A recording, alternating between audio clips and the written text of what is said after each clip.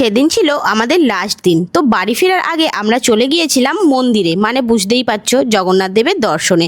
মন্দিরে ঢুকতেই মনটা যেন শান্তিতে ভরে গেল। সেদিন কিন্তু অনেক রোদও উঠেছিল, তো সবার পায়ে যাতে কষ্ট না হয় ওই জন্য দেখো একটা লম্বা সবুজ কালারের কার্পেট বিছিয়ে দিয়েছে।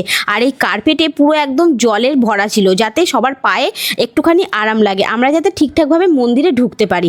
আর মন্দিরটা যখন দূর থেকে দেখছি এত সুন্দর লাগছিল, আর সামনে গিয়ে যেন আমার মনটা পুরো শান্ত হয়ে গেল। তো মন্দিরের ভেতরে তো ফোন অ্যালাউ ছিল না, তো আমরা বাইরে থেকে যে কটা ক্লিপ পেরেছি নিয়েছি। আর এই দেখো সিঁড়ি দিয়ে যাচ্ছিলাম, সাদা সিঁড়িগুলো কিন্তু প্রচণ্ড পরিমাণে গরম ছিল।